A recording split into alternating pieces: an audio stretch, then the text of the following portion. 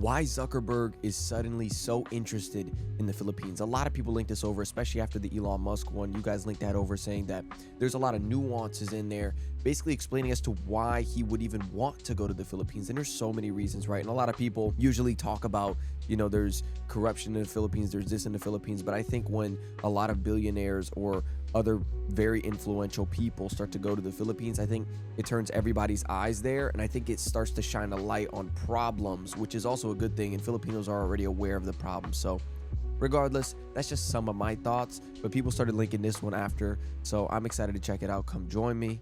Let's go. Alam mo ba na si Mark Zuckerberg ay kasalukuyang gumagawa ng malalaking investment sa Pilipinas?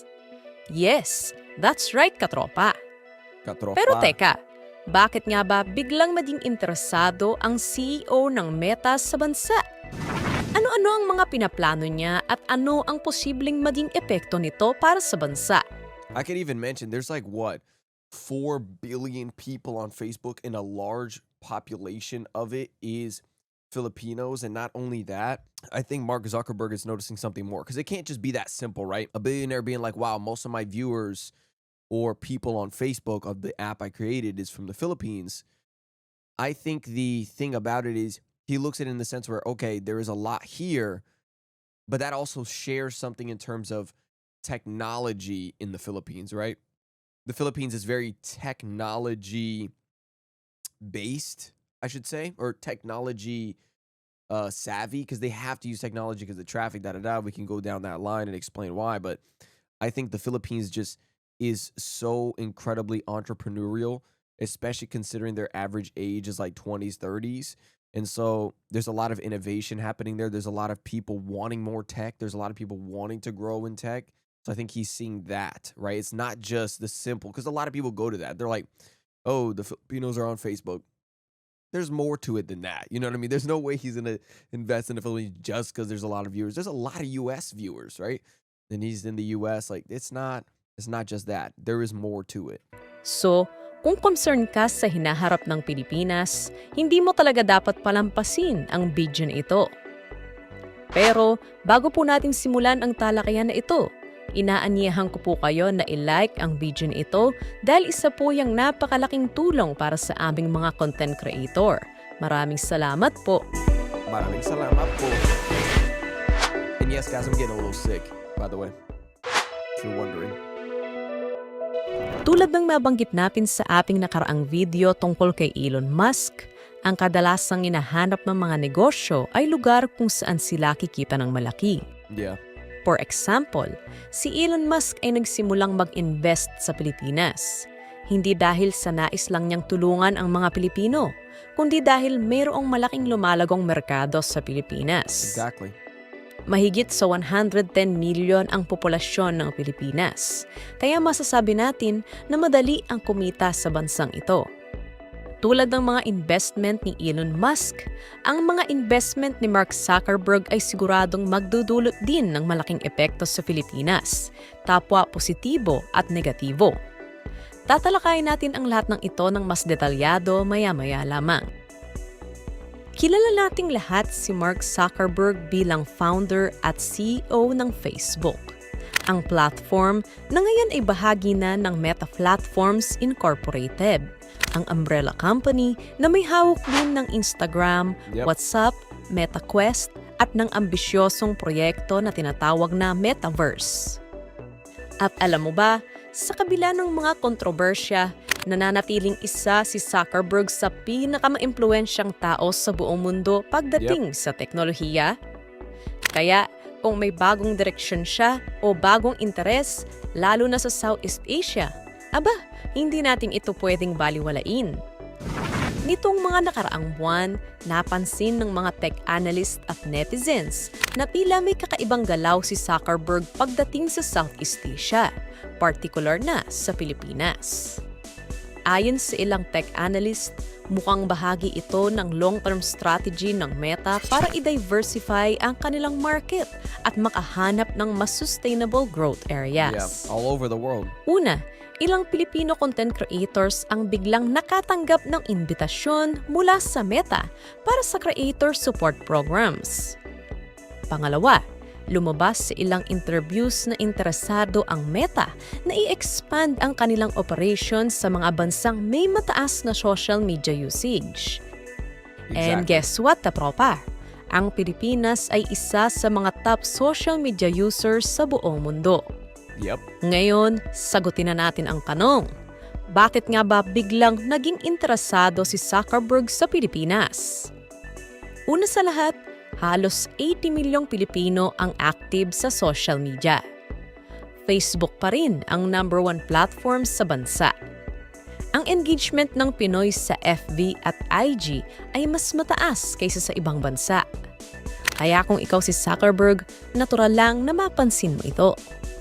Ikalawa, mabilis na rin ang pag-unlad ng digital economy ng Pilipinas. Mula sa e-commerce, fintech, hanggang sa AI adoption, paakyat ang trajectory. There's so Pangatlo, much. dumarami ang mga talentado pagdating sa industriya ng teknolohiya sa bansa. That's what I'm saying, bro. Like, there's so many young individuals dominating the Philippines right now, and every single one of them is eager to do so much more innovations, right? In so many different countries, it's like an older population, so it's a little more difficult. It's harder in terms of like the numbers when you look at it statistically. Like, wow, okay, if we have way less young people, the chances of the young people being able to create something is a little more hard. And I'm not saying that they can't, but it's a lot harder compared to if your majority population is younger people. What's going to happen is one of them is very likely to innovate incredible things. And so when you see that, not only with the population, but then obviously them being very tech savvy, having to use technology, what do you expect? Maraming Filipino programmers, designers, at AI engineers ang kinukuha na ng international companies. At dahil karamihan sa mga Pilipino ay marunong magsalita ng Ingles, mas madali rin ang komunikasyon. At syempre, mas mababa ang operational cost sa bansa kumpara sa Western countries. Mas mura ang labor, mas flexible ang remote setup. Kaya para sa isang tech giant na gustong mag-expand, strategic move talaga ang Pilipinas. Ngayon, sigurado ako na sabi ka ng malaman kung ano-ano ang mga pinaplano ni Mark Zuckerberg sa Pilipinas. So, simulan na natin. Katropa, bago tayo magpatuloy, gusto mo bang kumita sa pamamagitan ng investment trading pero hindi mo Ad? We skip this ad real quick. Hey, much love, good stuff, like it, love it. Ayon sa isang ulat mula sa isang international tech blog, nagkakaroon na ng mga paunang diskusyon ang ilang opisyal ng Meta at mga government agencies tulad ng DICT at DTI. And by the way, can I actually mention something too about the Philippines? There's something that where people misunderstand, like, okay, yes, the cost of labor is going to be lower, but I think there's so many places that it's even lower, right? Way lower, actually. You can go to different countries other than the Philippines and it would be significantly lower. But the Philippines has the best, right? They do have the low labor costs, yes, but they have not the lowest. There's other ones that are lower, but they have other things on top of that. Like I said, the population being younger, innovative people, kind people, very fluent English-speaking people, people who actually care, who have a heart and soul. You know what I mean? So it's not just that, because sometimes people always say, oh, it's just lower. There is countries with way lower service costs. Somebody would probably do it for a penny. You know what I mean? In other countries. But again, they don't do these other third world countries just because of the fact that they know it's a lot more difficult. Some of them don't speak full English. They're not really going to care much. There's other things to it. That's not me putting the other countries down. That's just me mentioning to you guys that it's not just the labor cost. There's so much more to it than just that, because business isn't just that simple. Like, cheap, we do it. It's not just that. There's a little more to it when it comes to this, especially with the Philippines. May posibilidad kasi na magtayo ang Meta ng mga data centers at AI R&D hubs sa bansa. May mga training programs na ring inihahanda ang Meta para sa mga Pilipino creators at developers. Bahagi ito ng kanilang Metaverse Expansion Strategy. Layunin ng Meta na turuan ng mga skills ang mas marami pang mga Pilipino upang sila ay maging globally competitive. Bukod pa rito, lumabas sa ilang reports na posibleng pumasok ang Meta sa public-private partnership upang mapabuti ang mga internet infrastructure sa mga rural areas. Layunin ng Meta na tumulong sa pagpapalawak ng internet connectivity sa mga probinsya. Kasama ito sa kanilang advokasya na Internet for All. And now? Ngayon, ano naman ang mga magiging benepisyo nito para sa bansa? Una, economic growth. Of course. Kapag pumasok ang isang tech giant tulad ng Meta, posibleng magbukas ito ng libu-libong trabaho, lalo na sa digital at tech sectors. Pwedeng tumaas ang demand sa local tech talent. Ikalawa, digital education. Kung magtutuloy-tuloy ang training at tech hubs, mas marami ang matuturuan ng coding, digital marketing at AI development. Yep. At ikatlo, global visibility. Kung magiging base ng Meta ang Pilipinas para sa Southeast Asia, mas mapapansin tayo sa international tech scene. Malay mo, sa susunod, tayo na ang bagong Silicon Valley of Asia. Siyempre, kung may mga benepisyo, nariyan din ang mga hamon. Unahin natin ang data privacy. Of course. This is Dahil always may a mga problem. issue noon ang Meta tungkol sa data handling, kailangang siguraduhin ng pamahalaan na protektado ang impormasyon ng bawat Pilipino. Ikalawa, digital divide. Siyempre, hindi lang Metro Manila ang dapat na makinabang.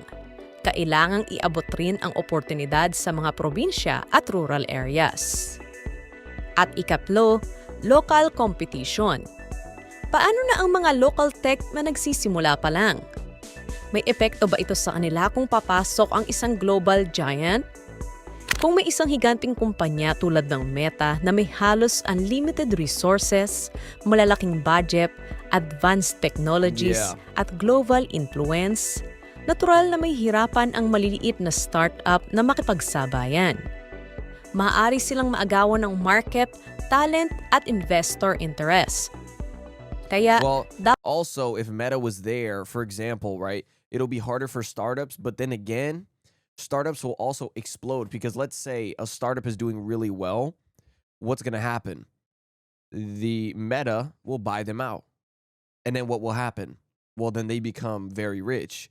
And then, of course, the more rich people in the Philippines, then it starts to outweigh. And then you start to have a more of an economy boom going on, right? And you can correct me if I'm wrong, but I'm pretty sure the more rich people there are, the economy grows, even if, like, you know, some of the billionaires aren't taxed the same way. Some of them, let's say if they're bought out for like 10 million, you build a startup and then Meta sees it while the Meta is in the Philippines and then he buys you out for 10 million. Let me buy this company, boom, boom, boom. Now you have $10 million and you're in the Philippines, operating in the Philippines. The economy will grow. You know what I mean? And then more people start startups, get bought out by Meta, you know, so on and so forth. So I think that still kind of works out. dapat gumawa ang pamahalaan ng mga policies na magpoprotekta at susuporta sa local innovation. Yeah. Imagine katropa, 10 years from now, ang Pilipinas ay hindi na lang basta BPO capital, kundi AI capital ng Southeast Probably. Asia. Ang mga kabataang lumaki sa probinsya ay developers na ngayon ng global games at applications. Ang mga Pinoy creators ay mayroon ng sariling VR world at tayo na ang magde-develop ng bagong social media platforms. Hindi imposible, pero kailangan nating paghandaan. Ang malinaw ngayon ay interesado si Mark Zuckerberg at ang Meta sa potensyal ng Pilipinas. At kung tama ang pamamalakad, maaari itong maging isang malaking hakbang para sa mas lalo pang pag-angat ng tech industry ng bansa. Yeah. This is a great video. Yo, let me know what you guys think in the comments below, man. Those were some of my thoughts, but I love you guys. Thank you for linking it over again. Let me know your thoughts in the comments below. Till next time. Yeah. Look. Peace. How good you been living? Wait, how good you been living?